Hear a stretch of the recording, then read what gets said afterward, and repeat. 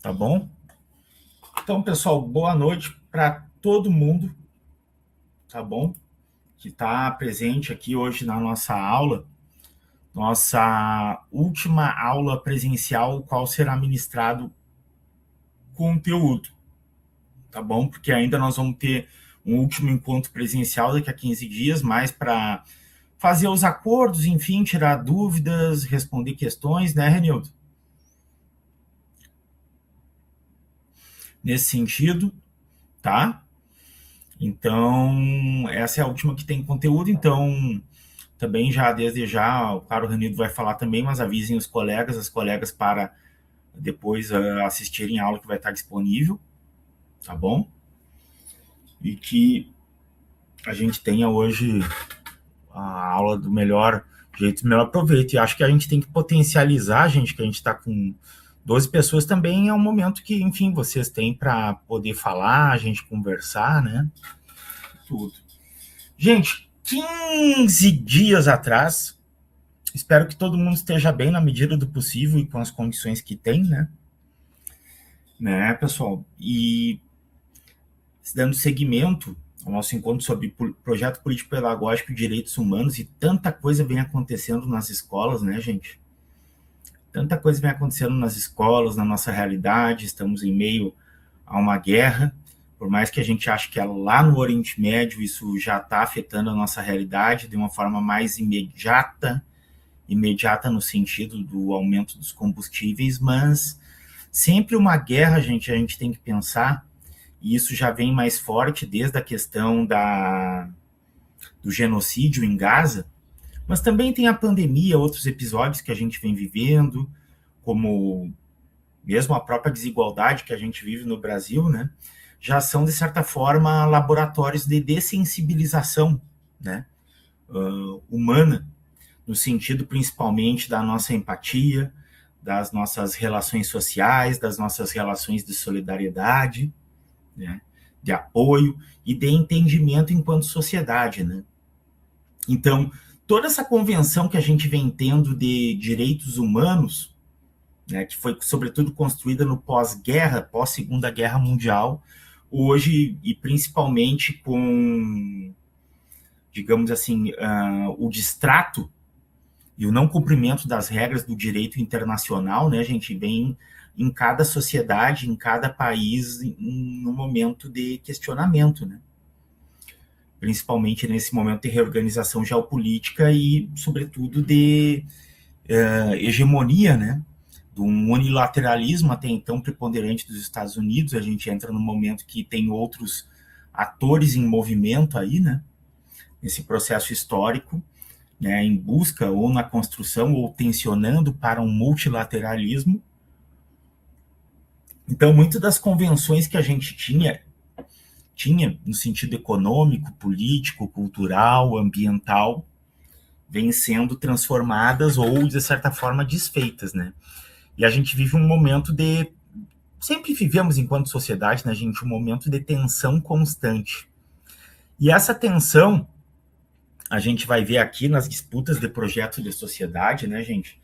E como essa questão dos direitos humanos é frágil, porque hoje, por exemplo, tem uma grande repercussão em torno, por exemplo, só para a gente ter uma ideia, quando fala de direitos humanos e direito à diversidade, do questionamento, por exemplo, acho que deve estar rolando em muito grupo do WhatsApp, na questão, principalmente nos grupos que são alimentados e fomentados pela extrema-direita, sobre o questionamento da Erika Hilton ser presidente da Comissão das Mulheres, né, na Câmara dos Deputados, por exemplo. Então, assim, é uma sociedade que está em constante disputa, mesmo que a gente tenha avançado, né, tem setores da sociedade que apoiam isso, convencionado, né, sobre o direito de uma diversidade, né, e dos direitos humanos, né, dentro dessa diversidade das diferentes formas de existência em uma sociedade, né. Então, isso é uma das marcas, enfim, né? Ainda mais uma mulher trans, né? Uma mulher trans, negra, né? Qual é o lugar dentro da história que isso vem sendo construído? E imagina, gente, sobretudo, vamos projetar isso num espaço de escola, para não pensar só em escola, porque a gente tem uma diversidade aqui de pessoas, né, gente? que atuam em diferentes campos profissionais na educação, seja na educação de quem tem filho, filha na escola, quem está na universidade, quem está fazendo essa especialização aqui, está fazendo outros cursos, está no chão da sala de aula, né? Dentro dessa diversidade, ou quem pretende estar, né? Então a gente vive um momento assim de muitas questões, muitas dúvidas, muitas tensões e sim, gente, de muito conflito também, né? De muitos conflitos também. Então, passado essa prólogo, gente, digamos assim, no último encontro a gente conversou sobre projeto político-pedagógico, tá? No aspecto assim normativo, no sentido do quanto ele se propõe enquanto ferramenta pedagógica, ferramenta de construção de acordos, de planejamento da escola, de como dos acordos que se dão, claro, num documento, mas não só como se pactuam as práticas pedagógicas dentro de uma escola e como são as relações políticas dentro de uma escola, sobre como as coisas são decididas, quem decide, né? Como a comunidade escolar atua nesse espaço, a importância desse documento, o chão histórico da construção do que foi até então se galgar e ter a possibilidade de ter essa conquista do projeto político-pedagógico, ao mesmo tempo que a gente vive uma tensão que muita gente deve achar, é uma chatice fazer isso, né? Não vamos reunir tanta gente, faz fechado, né? Ou até encomenda o projeto político-pedagógico e simplesmente a escola funciona muitas vezes ou por normativas do governo do estado ou por acordos cotidianos que não dialogam com esse projeto político-pedagógico, né, gente? Então, assim, ou parcialmente o projeto político-pedagógico é cumprido, ou muitas vezes os acordos ou as questões que a Secretaria de Educação, seja estadual ou o próprio Ministério da Educação e universidades, muitas vezes também é de fachada, né? Então, assim, a gente não pode, digamos assim, idealizar essas relações também, né? Elas são disputadas, são conflitivas, é um processo de mobilização das pessoas da comunidade escolar e não é fácil hoje mobilizar as pessoas para uma discussão coletiva conjunta, ainda mais em tempos de neoliberalismo, de individualismo exacerbado, de individualismo cada vez maior em torno, enfim, um país desigual, onde todo mundo tem que se virar, tem que se virar, tem um tempo muito exíguo, né? Tem colegas profissionais que têm 3, 4, 2 matrículas, né, dentro do estado, tem uma matrícula no município, né? Então, muitas vezes nem é má vontade, é tempo disponível, condições para isso, qualificação para isso, né, gente?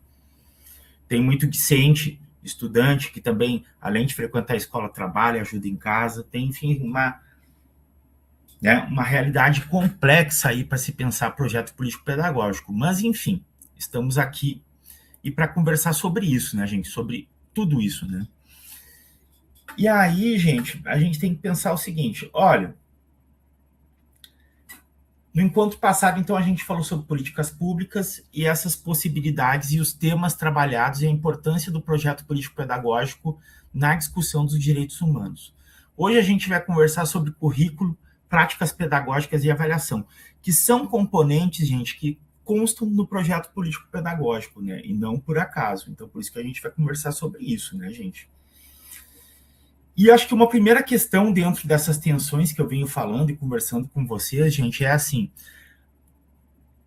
a escola forma cidadãos, enfim, porque esse é um dos objetivos precípios da escola, da formação da escola pública, gente, quando se tem os acordos dentro de uma formação de uma república, de um Estado-nação, e o papel da escola mantida pelo Estado é formar cidadãos, né? Seja o que cada Estado e cada sociedade considera que seja ser cidadão e cidadania, né, gente?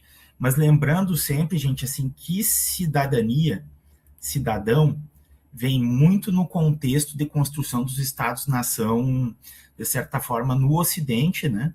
E da construção dos Estados como se deram, principalmente numa história que a gente tem enquanto país invadido e colonizado, né? E explorado.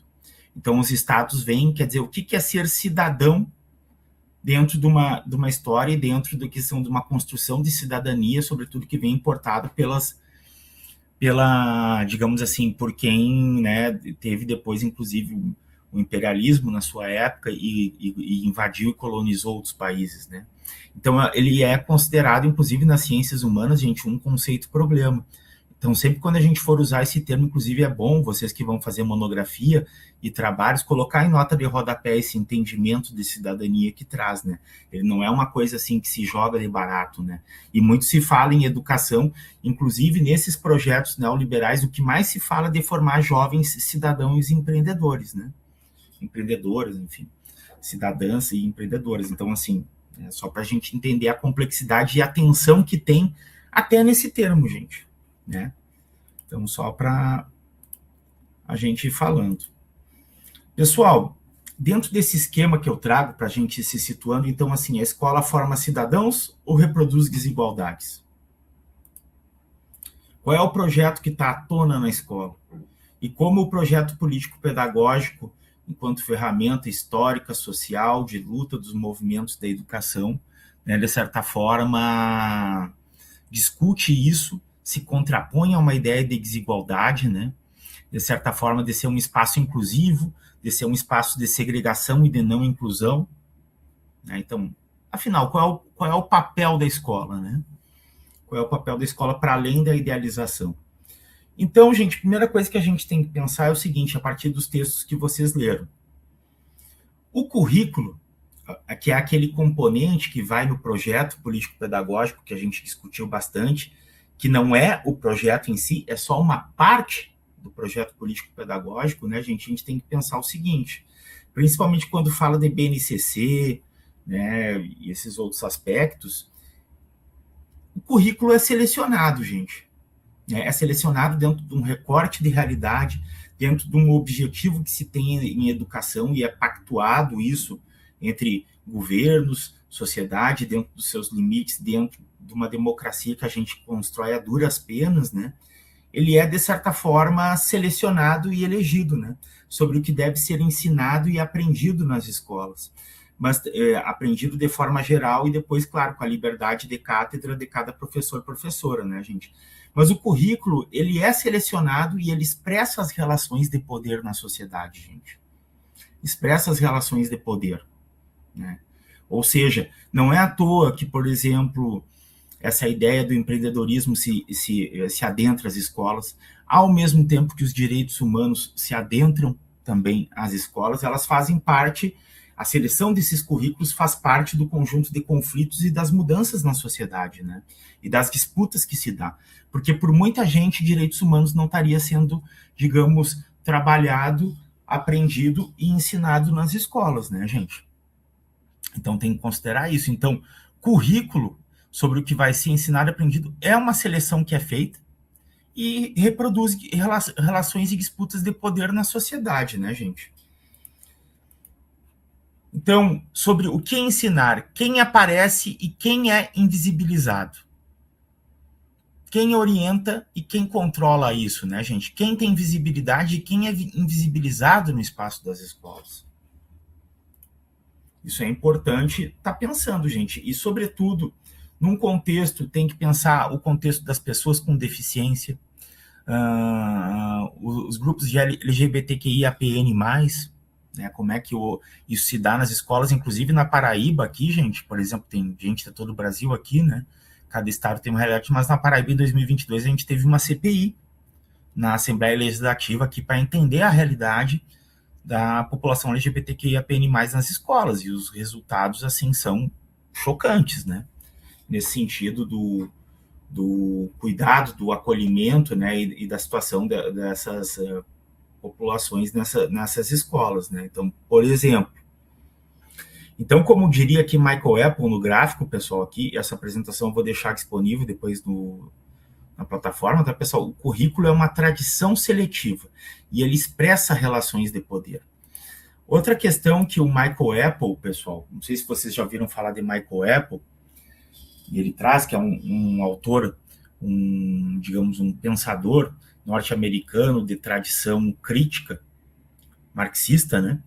Que ele traz esse pensamento sobre currículo, ele é muito difundido no Brasil para pensar currículo, e tem uma questão, gente, que é sobre, digamos, que ele chama de currículo oculto, que é muito interessante, né? É sobre o que é aprendido e ensinado nas escolas, produzido e reproduzido, que não consta nos documentos oficiais, né?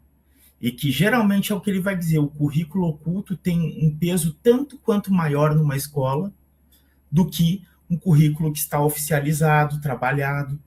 Inclusive, quando se faz a opção, gente, de não seguir a ementa de uma disciplina, e isso eu falo não só do ensino fundamental, básico, falo no superior também, e se ensina outra coisa, ou muitas vezes nem aula se dá, né? Seja por falta de condições, seja por uma série de questões, é um currículo oculto que tá em voga, né, gente? E alguma coisa está sendo feita nesse espaço, no lugar disso, né? Então, é uma questão para pensar. Então, quando a gente está falando currículo, práticas pedagógicas de avaliação, a gente está falando disso, né, pessoal? Então, assim, dentro do currículo e das práticas pedagógicas na escola, que envolve valorização da diversidade, combate ao preconceito e metodologias inclusivas de trabalho, gente, que considere a diversidade. E as metodologias inclusivas, gente, elas não vêm só no exercício de sala de aula e não devem nem só constar no currículo. Devem estar representadas no currículo dentro dos componentes curriculares que são as disciplinas. Claro, tem que ter um espaço para isso. Agora, se cada escola vai ensinar isso de forma transversal no conjunto das disciplinas e tem esse entendimento, ou vai ter uma disciplina específica, aí é muito da forma de organização de cada escola. Inclusive, dentro do que consta na BNCC, muitas vezes essas questões que envolvem metodologias inclusivas ou discussão disso, fica muito concentrado nas disciplinas de humanas, né? De humanas, enfim, né? Então, as práticas pedagógicas da escola, gente, é de reprodução ou transformação da sociedade no sentido de combate ao preconceito e valorização da diversidade. Ou reprodução da sociedade dentro dos seus preconceitos e de uma não valorização e invisibilização da diversidade. Afinal, o que está sendo feito na escola? E muitas vezes, gente, para a gente não ficar no ou quando a gente avalia, né? Porque, novamente, fazer uma análise não é dar uma opinião e nem ficar nessa questão do ou criar falsas oposições, né, gente? Na verdade, muitas vezes nas escolas, como na sociedade, está tudo acontecendo ao mesmo tempo e tem grupos que trabalham no sentido da inclusão, da diversidade, do combate ao preconceito, como tem grupos que trabalham para a reprodução, né? Então, assim, a escola, a universidade, os espaços de ensino, de educação, são esses espaços com essa diversidade, com esses conflitos e com essas lutas, né?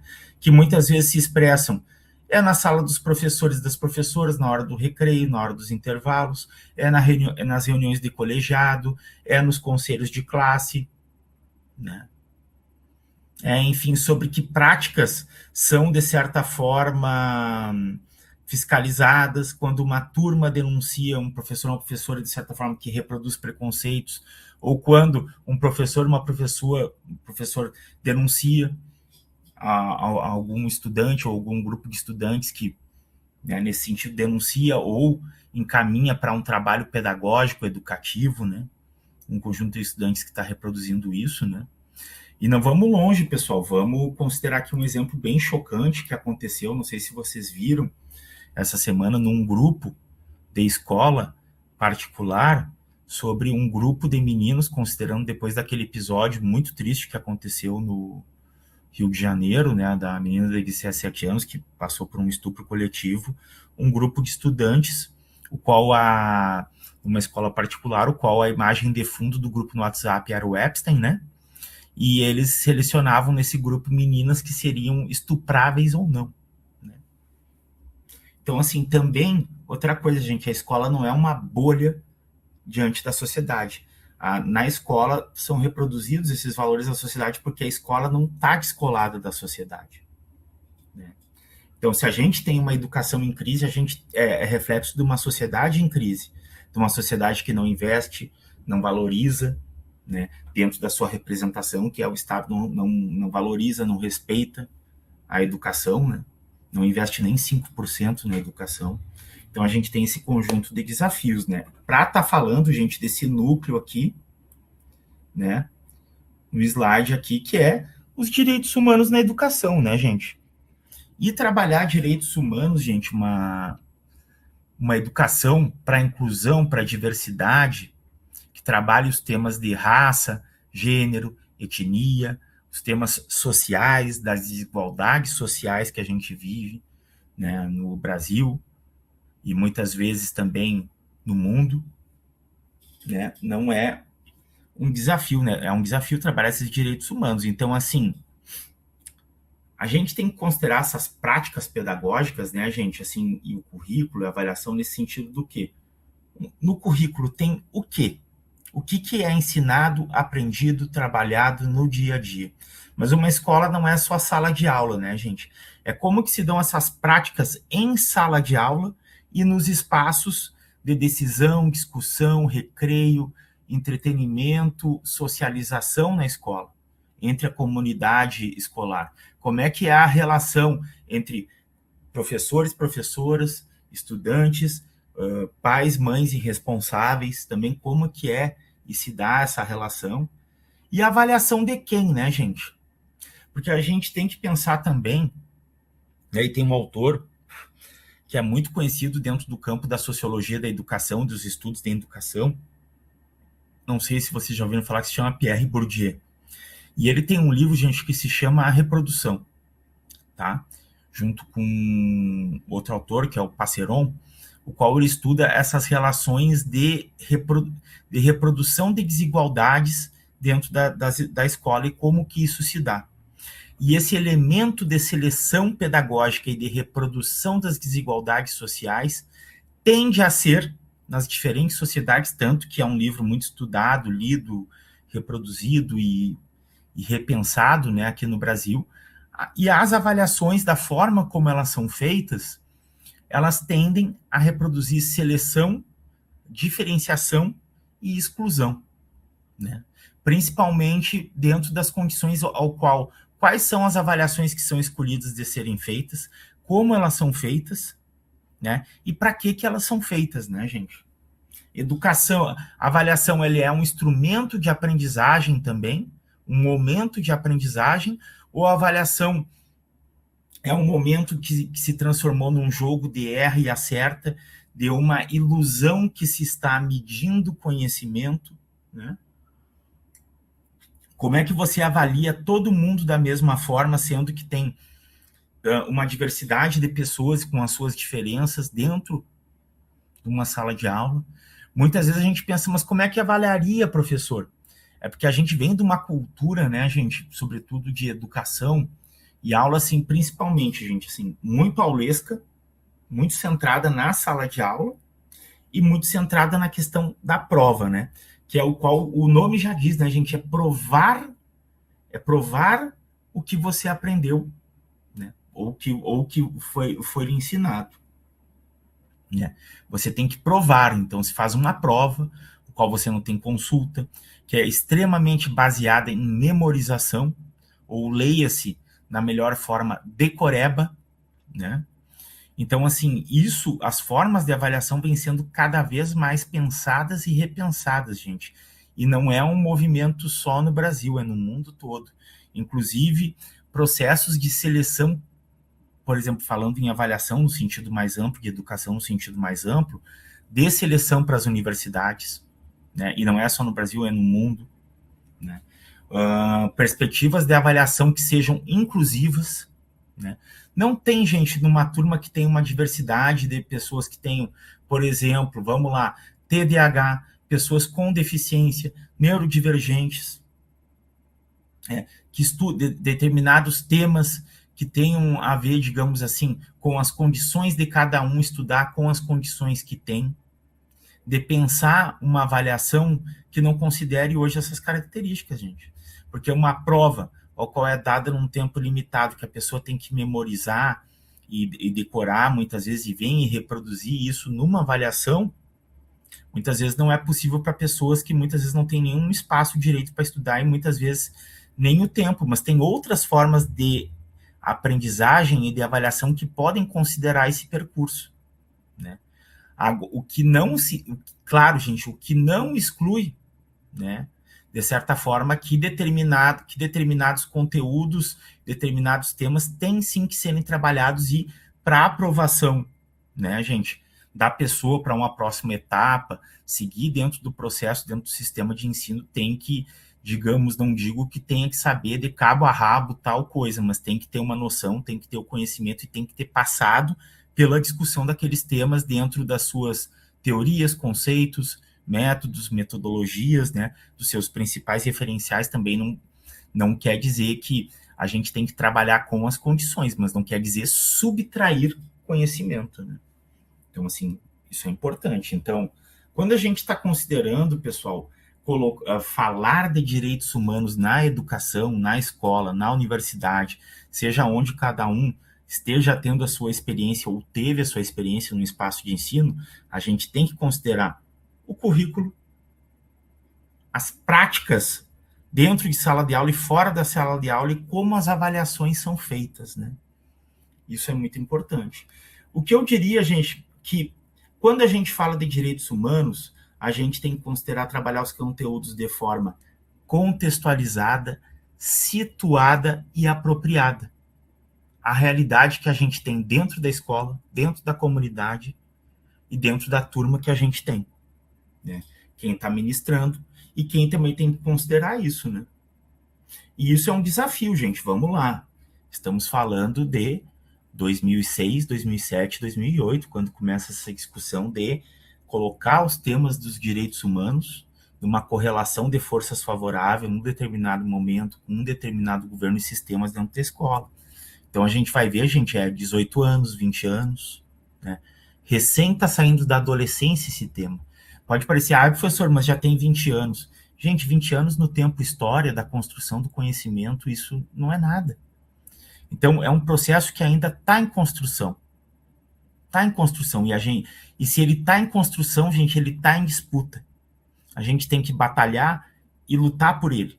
Se a gente entende que é importante o tema dos direitos humanos estarem na nossa educação, enquanto sociedade. Seja na educação formal, seja, digamos, na educação não formal, informal, no nosso dia a dia.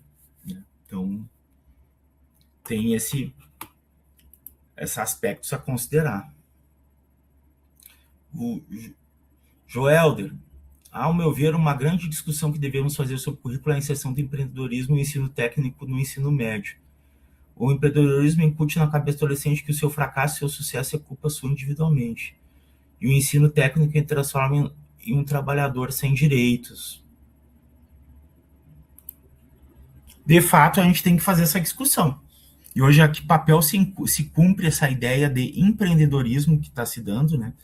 E muitas vezes, né, gente, é uma ilusão, porque muitas vezes essa centração, ela está se dando em empreendedorismo, coisa para formar mão de obra barata a partir da realização apenas do ensino médio, para uma busca já no mercado de trabalho, né? Porque a gente vai pensar assim, gente, a escola das elites não tem essa centração toda nesse tema do empreendedorismo, porque está ocupado ensinando outros temas que setores da sociedade, incluso a extrema-direita, não querem que seja ensinado na escola pública. E não é por acaso, né? Quem se pensa como elite, quem quer mandar na sociedade, gente, quer ter o poder na sociedade, ser capaz de tomar decisões e dirigir a sociedade, tem seus projetos e não está abrindo mão de nada. E outra coisa, muita gente acha que eles não discutem política, que estão, digamos, nas suas piscinas ou estão lá naquele grupo de pessoas abjetas lá do Epstein e tantos outros ricões, enfim, que andavam com eles lá nesse grupo, enfim, cometendo atrocidades, que eles não discutem política pra caramba, gente. E como cada um vai mandar em uma parte ou pretende, enquanto projeto, comandar uma sociedade, né? Comandar os rumos de uma sociedade, da nação, de um continente. Então vamos longe, a guerra do Irã perpassa por isso também, né? Então sim, Joel, a gente tem que discutir muito, e precisa, e a todo momento, porque esses projetos estão em disputa na sociedade e nas escolas, né? Gente,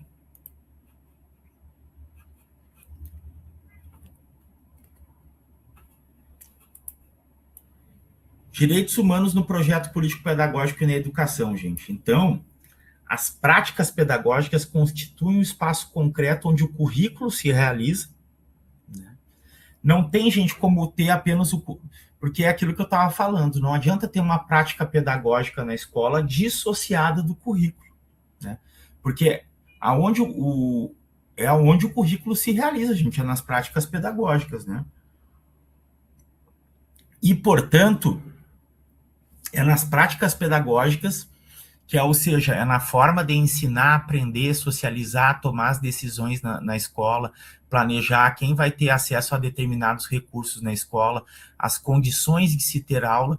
Aqui em João Pessoa está tendo protesto, por exemplo, gente, de vários estudantes de várias escolas porque não tem condição de climatização dentro das salas de aula, fora dentre outras coisas, né? Então, assim, estamos falando do básico aí, né? Então, é nessas práticas pedagógicas, gente, que as desigualdades podem ser reproduzidas e enfrentadas. A escola ela é marcada por essas relações históricas de poder, ela reflete desigualdades de raça, gênero, classe e etnia, mas ela também pode se configurar como esse espaço potencial de transformação social.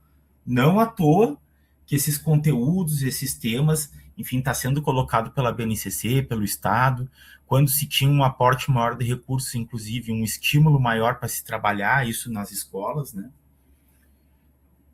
Então isso está colocado. E uma questão, gente, que muitas vezes não se debate também é que a gente acha que a condição da sala de aula, ter um ar-condicionado, ter uma condição de climatização, não faz parte das condições didáticas de aula.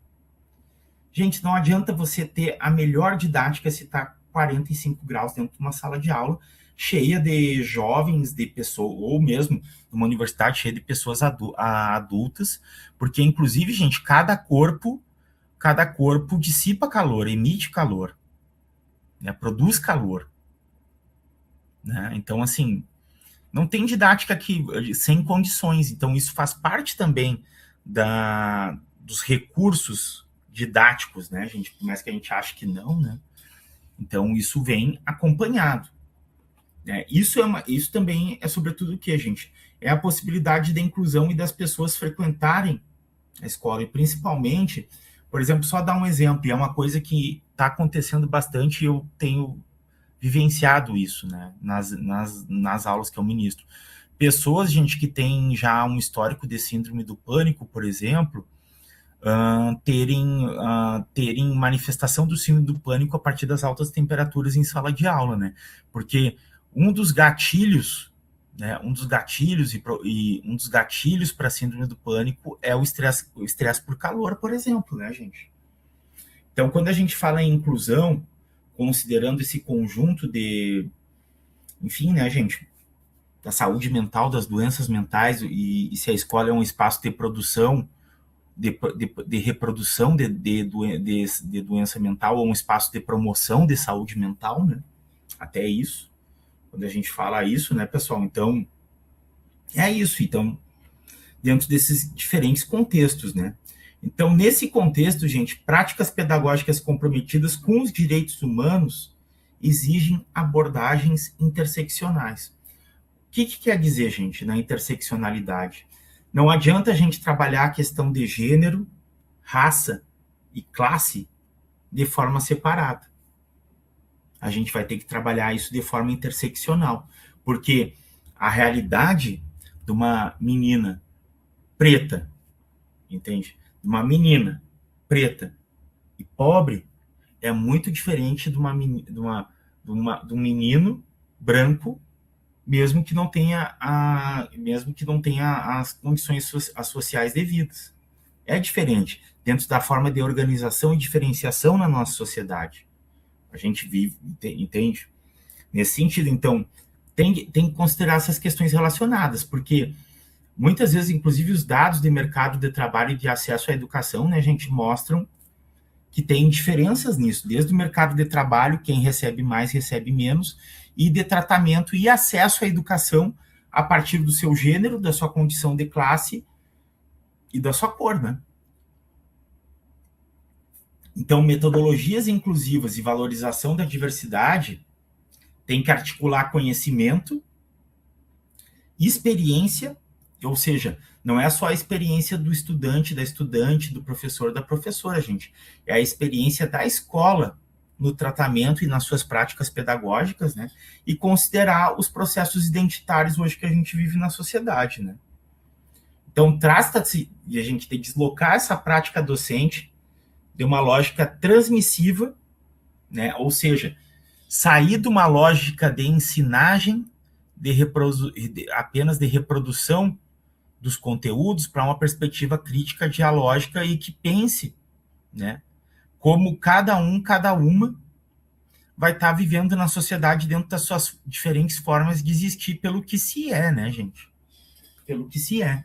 Viver numa sociedade que você não pode ser o que você é, no sentido da sua raça, do seu gênero, da sua classe, da sua etnia, é muito complicado. E aí, gente, a gente caminha num sentido que eu acho que a gente tem que prestar atenção, e foi tema, inclusive, da aula inaugural do semestre que o professor Tony fez, que é, gente, assim, não é nem... Daí tem vários debates na sociedade, daí tem um autor, um filósofo, que talvez algum de vocês acompanhe nas redes sociais, que é o Vladimir Safatli. Alguns dizem, o fascismo está voltando. O Safatli vai dizer que não, o fascismo sempre esteve aí, e sempre esteve em grupos minoritários, mais apagado, menos apagado, mas o fascismo sempre esteve aí. E a gente vive num momento de eclosão e ebulição do fascismo. E pensar o fascismo da forma de pessoal mais simples que se possa explicar é a decisão numa sociedade, gente, sobre quem deve acessar determinados recursos e quem vai viver ou não vai viver, né? E o Atlas da Violência, se vocês forem ver agora, principalmente a edição de 2025, tem bem claro lá quem está morrendo e quem está vivendo na nossa sociedade, né? E quem mais está morrendo e por quais motivos, né? Então, digamos assim, em momentos de crise, gente, principalmente em momentos onde se estabelece também nessa tensão da sociedade, a gente vive num momento de crise, por exemplo, onde estão ocorrendo muitos feminicídios, onde um determinado grupo que vem perdendo poder na sociedade está se manifestando, está se sentindo ameaçado, vem atuando dessa forma. A gente não tem um Estado que garanta o direito das mulheres ao mesmo tempo, mas a gente tem numa tensão o número de delegacias da mulher crescendo, mesmo com muitas vezes numa situação ineficiente. Tem um debate sendo feito. Então, nessa tensão, tem uma tensão aí, né, gente, a todo momento. Fora, dentre outros vários temas, né, do racismo na abordagem policial, em outras abordagens na sociedade, né? Então, pensar direitos humanos no projeto político-pedagógico e na educação é estar pensando dessa forma, mas como ele se materializa numa escola, gente? Claro que tem que constar no projeto político-pedagógico, mas ele se materializa nas práticas pedagógicas. E o momento-chave onde se dá essa seleção, onde se dá essa segregação, muitas vezes a reprodução do preconceito, são nas avaliações, que é quem decide quem segue e quem fica, né, gente? Onde se tem a retenção, né, a reprovação, e muitas vezes, devido a esse, entre aspas, insucesso nas avaliações, inclusive, né, o abandono dos estudos, né? Então, é uma coisa também a se pensar, né, gente?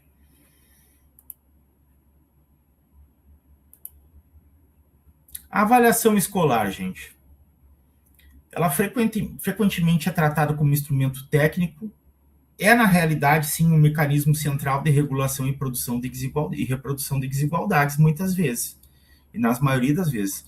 Modelos tradicionais baseados na padronização e na meritocracia tendem a desconsiderar as condições sociais dos estudantes, das estudantes, né? Confundindo, criando uma confusão e um sombreamento ou uma ilusão, né? Convertendo diferenças em desigualdades. Não trabalhando a diferença como austeridade, não como alteridade, não como reconhecimento de diversidade. Você trabalha a diferença e reproduz na diferença a desigualdade. E legitima isso. E a avaliação, da forma muitas vezes como é feita, ela legitima e reproduz isso, né?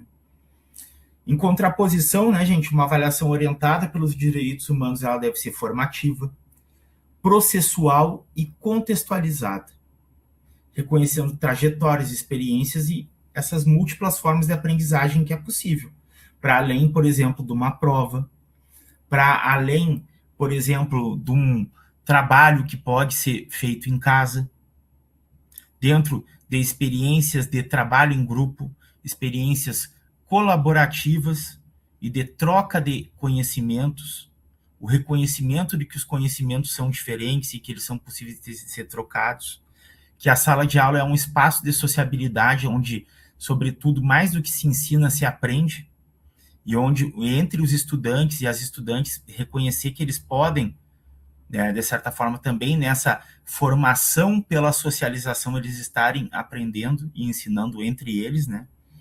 Então, avaliar, portanto, não é apenas medir desempenho, gente, mas interpretar esses processos e promover equidade. Como pensar uma avaliação em torno disso? E aí, gente, tem vários, eu não sei se ao longo da especialização vocês vão ter uma disciplina específica sobre isso, mas tem vários livros, eu posso até compartilhar, se for desejo da turma, vários livros, manuais de metodologias e práticas pedagógicas inclusivas na escola, né?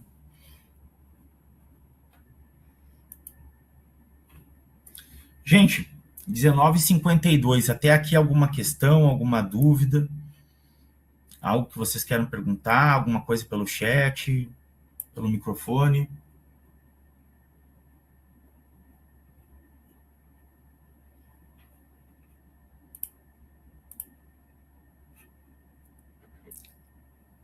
Tá ok.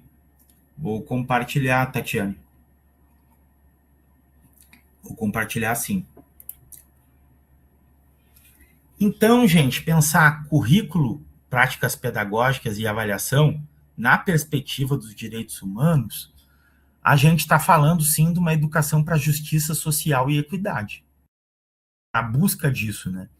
Então, gente, para falar de uma educação ou de um projeto político-pedagógico que trabalhe os temas dos direitos humanos, a gente tem que pensar em inclusão, justiça, ou mitigar da maior e da melhor forma que puder as injustiças no espaço de educação e trabalhar de forma democrática, né, gente? E para isso, né, quando a gente fala no currículo, o que? Ah, professor, mas o que fazer? O que fazer para trabalhar o tema dos direitos humanos no currículo que está no projeto político-pedagógico, né? Então, primeira coisa, a gente entender sim que tem projetos de sociedade em disputa e que em projetos de sociedade a escola, a comunidade vai estar se engajando. Então, tem a BNCC, tem os aspectos culturais que se vai pensar na educação, a diversidade, a interseccionalidade, a visibilidade dos sujeitos na escola, envolvendo raça, gênero e etnia, uma educação para emancipação ou uma educação para subordinação, para uma educação para produção do conhecimento, a partir das suas histórias, das suas trajetórias, de forma contextualizada, né, gente? Como é que se produz esse conhecimento? E a gente tem que também problematizar, gente, sobretudo, que pensar que a educação e os currículos, os conteúdos que foram ensinados, a nossa educação que a gente recebeu, ela tem uma base muito forte eurocêntrica, devido à nossa história, de um país invadido e colonizado, né? Então, a gente tem sim um pressuposto e uma história construída a partir de uma desigualdade, de um racismo estrutural, ou seja, numa chave de exclusão das classes populares, né? E de desigualdades profundas, gente. Que, sobretudo, claro, que envolve a questão da escravidão, mas é uma sociedade também com valores machistas, que tem um sistema patriarcal muito específico, porque muita gente, muitas vezes, quando adentra na discussão de gênero, fica, o patriarcado, patriarcado, patriarcado. Gente, há patriarcados e patriarcados. A forma do patriarcado no mundo não é igual em todo lugar. Então, a gente tem uma forma de patriarcado muito específica no Brasil, que é associado o machismo com a questão de raça e de classe. Porque essa é a nossa história. E tem grupos que lutam para superar isso. Para cada dia a gente tem uma sociedade diferente, mas tem grupos também, né, de uma vertente conservadora ou até reacionária que lutam para esse retorno a um passado idílico onde esses grupos tinham seus privilégios, né? Então, no currículo tem que pensar essa questão, a seleção de saberes, pensar as relações de poder e ideologia, nas práticas pedagógicas, né, gente? Pensar aqui essas questões que envolvem uma pedagogia crítica, conteúdos que discutam não apenas uma forma de cultura ou de existência, a partir de uma interculturalidade, né, que considere e leve em consideração as diferenças, as desigualdades de gênero e raça no Brasil, como que se dão essas práticas de participação no espaço escolar, não só em sala de aula, e como que se dá esse respeito à diversidade, né, gente? Então, para aí tem uma série de metodologias de característica dialógica, colaborativa e inclusiva, né, que depois eu vou postar para vocês ali 2, 3 livros aí que tem sobre isso, para vocês também poderem, né, seguir, porque aqui na especialização, né, gente, a gente mostra os caminhos e vocês, claro, depois dão seguimento, né, gente? A gente faz essa viagem coletiva dentro das limitações que a gente até discutiu na última aula, né, da educação à distância, mas depois também cada um tem a oportunidade de fazer a sua viagem em solo, né? Então, quando a gente fala da avaliação, gente, também aqui considerando de quem para quê, né? Então, assim, considerar essas competências, conhecimentos, habilidades, atitudes, né? Ou seja, que tipo de formação se traduz na avaliação?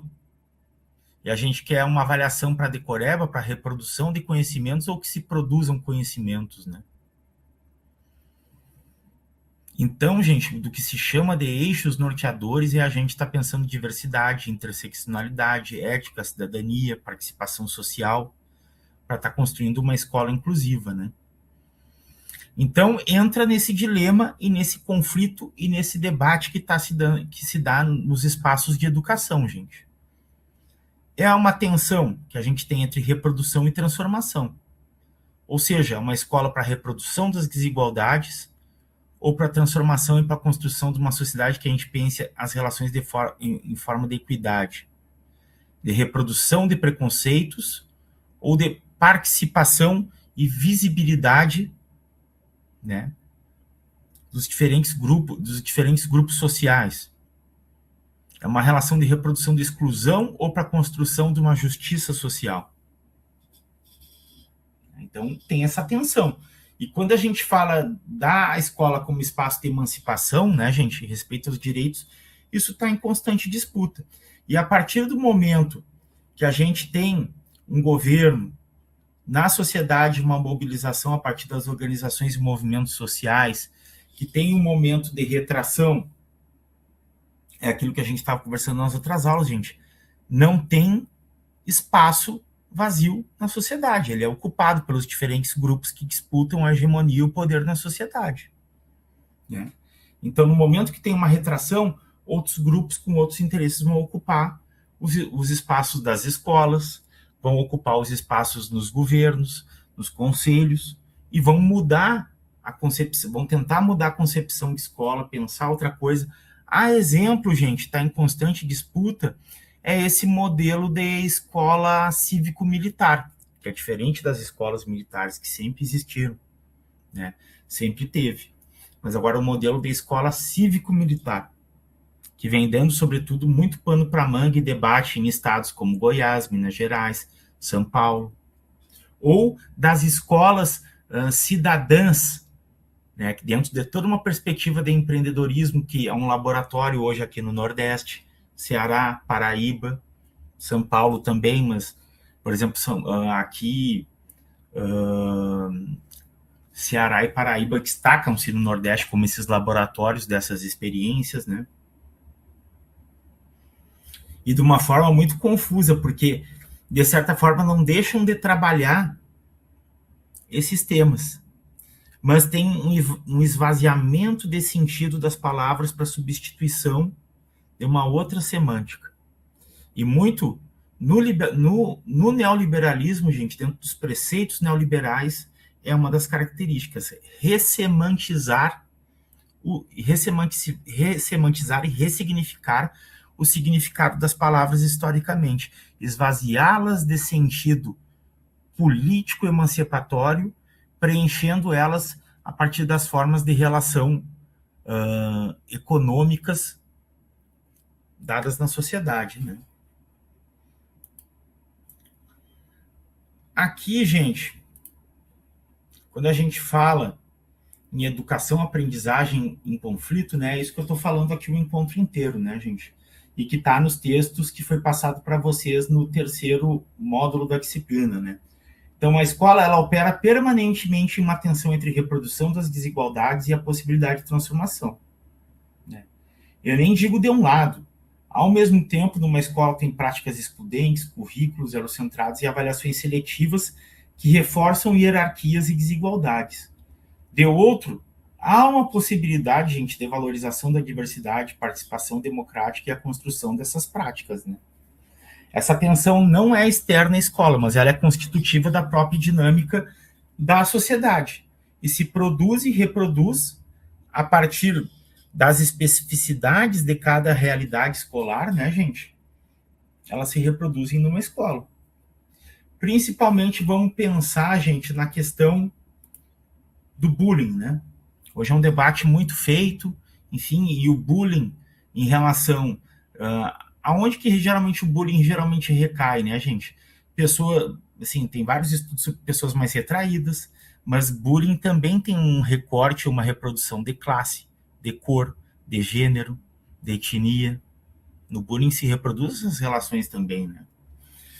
Então, assim, tem escolas que já têm uma abordagem mesmo que essas relações de bullying depois sejam reproduzidas de forma virtual, digital, entre grupos de estudantes online, mas que no espaço da escola já tem um trabalho maior. Mas tem escolas, por exemplo, que dizem, colocam no seu projeto político-pedagógico que tem ações específicas e tratamento para bullying, mas, na verdade, no dia a dia da escola, o bullying rola solto, ainda, né? Então, são considerações, né? Então, a escola é esse espaço constante, gente, de aprendizagem e conflito, né? E, inclusive, de reprodução. E aqui, gente, nas considerações finais, novamente, né, gente, direitos humanos, ele não é um conteúdo adicional ao currículo. Ele tem que ser um princípio estruturante do projeto político-pedagógico e da concepção de educação. Não é uma disciplina que tem que estar lá para dizer que dá e que preenche as coisas, ou fazer uma atividade ilustrativa, ou no dia apenas no determinado dia, que é colocado de celebração, ou de memória, ou de luta, né? Tem que ser trabalhado cotidianamente. Então, os direitos humanos, né, gente, eles orientam essa organização do conhecimento, das práticas pedagógicas e dos processos avaliativos, né? Afirmando esses valores, principalmente como dignidade da pessoa, a construção da igualdade. As condições da igualdade não estão dadas, gente, ainda mais num país que a gente tem, mas ela deve ser uma construção, né? Do reconhecimento e do respeito à diversidade e da construção, sim, gente, do debate da justiça social, né? Então, a educação em direitos humanos é a gente reconhecer que os direitos humanos estão em construção, estão em ameaça. A gente vive um momento muito complicado, né? Que implica reconhecer a escola como um espaço de disputa, de reprodução e transformação, né? E isso exige, né, gente, além de tudo, não só uma postura crítica, mas uma atitude crítica. É aquilo que eu debato muito na universidade, gente. É quando você está no espaço e tem as condições para fazer, você fazer. Fazer o que tem que ser feito nesse sentido, né? Fazer o que tem que ser feito nesse sentido nas condições que tem. Porque não adianta só ter o discurso bonito, ter o documento bonito e na hora que tem que agir, ter uma outra prática. Então, é algo que está em constante construção, né, gente? E claro que tem contextos que a gente atua, contextos de educação, que a gente participa, que a gente já vivenciou, que são mais propícios a isso e que não são, que tem uma determinada correlação de forças, e os grupos têm as suas formas de resistência, de denúncia, de protesto, de reivindicação, como também determinados grupos têm a sua forma de reprodução de desigualdades, preconceitos, de dominação, silenciamento e exclusão. Né? Então, gente, quando a gente está falando em direitos humanos, na educação, a gente pode estar falando desde o espaço escolar, mas a gente pode também estar falando da educação cotidiana e dessa educação pela sociabilidade, né? E pela socialização que a gente vive. Então, é também no condomínio que a gente vive, é na nossa comunidade, é no nosso bairro, é no espaço de trabalho, é nesses diferentes espaços, e cada lugar tem uma abertura e um fechamento, condições mais favoráveis ou não para a construção desse debate, né? Gente, 20 horas e 7 minutos. Não sei se vocês têm alguma questão, alguma dúvida, querem fazer algum comentário. É sexta-feira, eu sei que também talvez estejam pessoas aqui já ansiosas pelo, ou com vontade de sextar, ou apenas descansar, né? Então, enfim. Além da questão do questionário, mais alguma questão por hora neste momento, mesmo considerando que a gente vai ter um último encontro para acertar aí essas últimas questões. Renildo, não sei se tem considerações, algo que tu queira comentar, falar.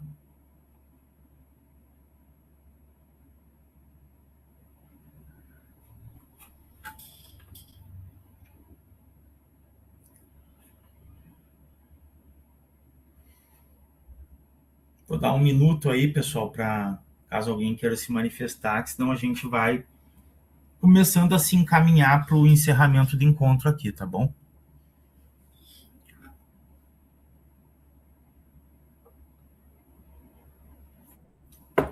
Beatriz, por favor.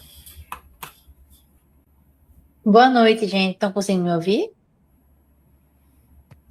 Sim. Sim. Uhum. Meu nome é Beatriz, eu sou daqui do Polo de Campina Grande, eu sou terapeuta ocupacional.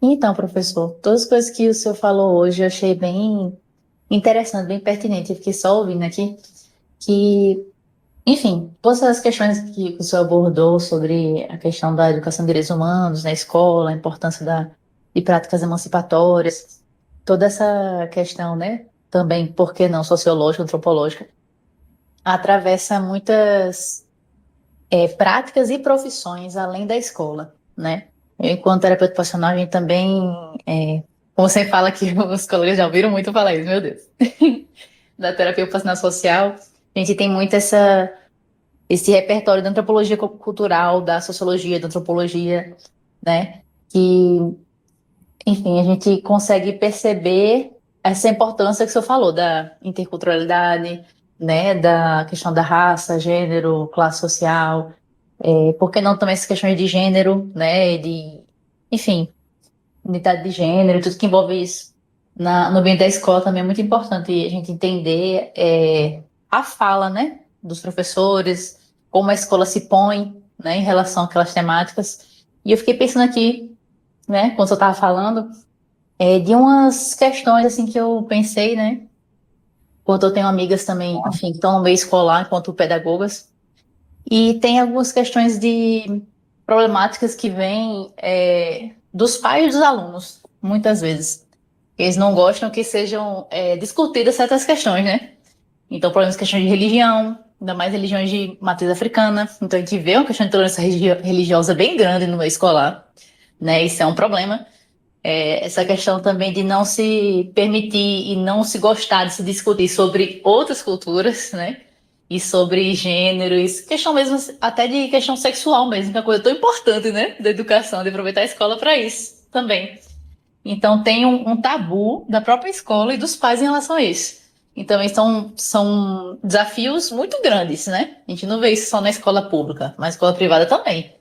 Então, é isso que você falou, assim, só queria, enfim, é, falar um pouco, né, de forma a tentar contribuir, de alguma forma, né? Eu acho que é Claro, isso, assim, tem que discutir sobre, com certeza, né? Sair do meio teórico, né, da faculdade para realmente utilizar essa teoria na prática escolar, né?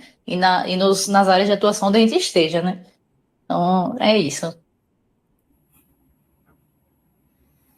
é bem importante isso que você coloca, Beatriz, inclusive, gente, para pensar assim, a educação, né, a responsabilidade sobre a formação das nossas crianças, jovens, do Estado.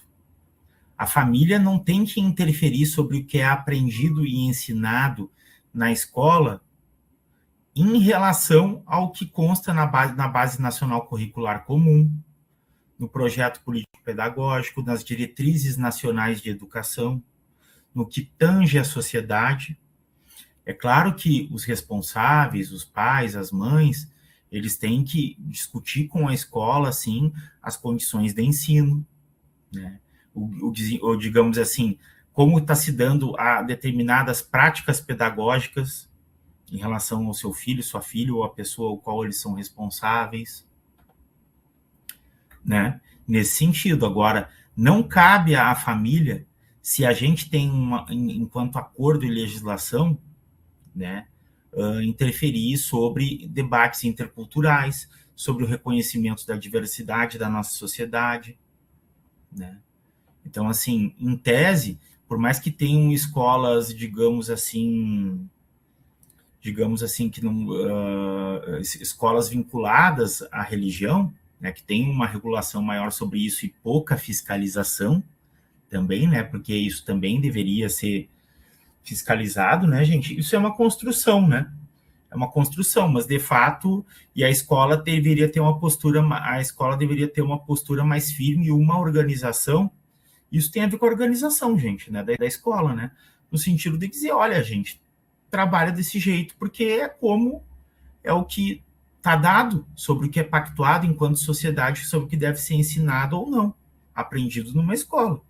Porque se alguém, gente, numa democracia, está insatisfeito com isso, o melhor lugar para ir, gente, ou elege um deputado, uma deputada, ou vai se eleger a algo para discutir isso, para que possa mudar.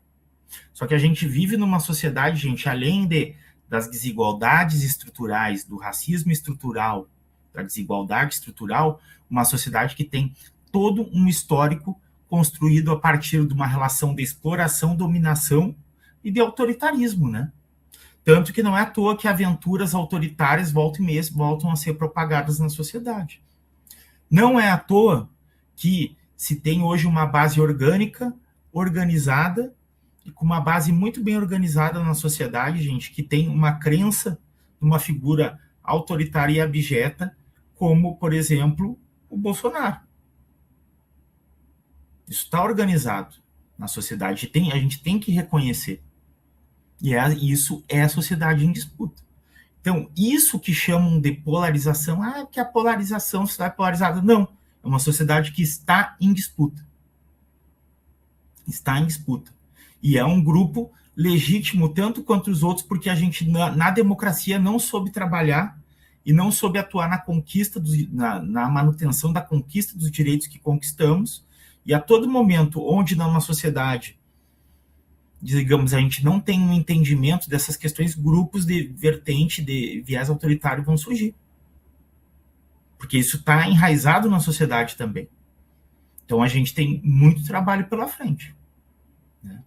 Ainda mais a partir deste curso que trabalha com pessoas que têm um entendimento da importância dos direitos humanos na sociedade. Né, gente? E acho que todo mundo que buscou aqui esse curso sabe que é um curso de, enfim, pessoas que são engajadas, atuam e trabalham nessa temática dos direitos humanos. Né? E, de certa forma, tem um grupo na sociedade que se organiza e se reconhece enquanto direita e extrema-direita, que tem uma outra compreensão sobre o papel dos direitos humanos, né, na sociedade, e sobre como representativamente isso deve dar na sociedade, né. Direitos humanos tem uma interpretação, às vezes, muito enviesada no sentido desde que serva para a manutenção dos meus privilégios, né, para alguns desses grupos, né. Então, temos muito trabalho pela frente, é bem como a Beatriz falou, gente. E essa questão da intolerância religiosa, do debate sobre educação sexual nas escolas, gente, vem dando muita coisa. Mesmo que tu diga pro pai, pra mãe, pro responsável, olha, o maior número de casos de violências que envolve criança no Brasil, tem estatística, estudo, tudo se dá dentro da família. Então, por que essa resistência da família em querer trabalhar esse tema e vir da família especialmente? O que está acontecendo, né? O que os dados estão dizendo sobre isso? Essa resistência vem da onde? É apenas ideológica? É apenas de vertente de influência religiosa? Ou tem outras coisas acontecendo dentro de uma sociedade de característica patriarcal, dentro de uma machosfera aí, né? Questões a pensar.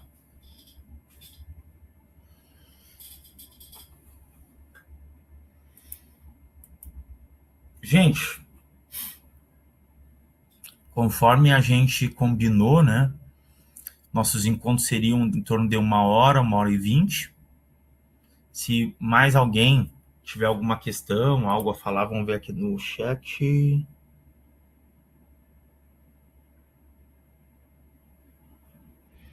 É isso, gente. Tá? Então, lembrando, gente, daqui a 15 dias a gente se encontra, tá? Para dúvidas, questões, em fechamento das atividades, uma despedida, tá bom?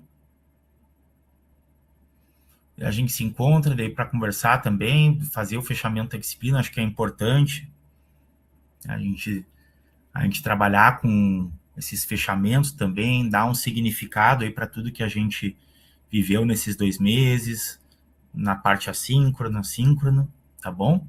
E, gente, eu, Renildo, estamos à disposição, o professor Tony na coordenação também tá bom?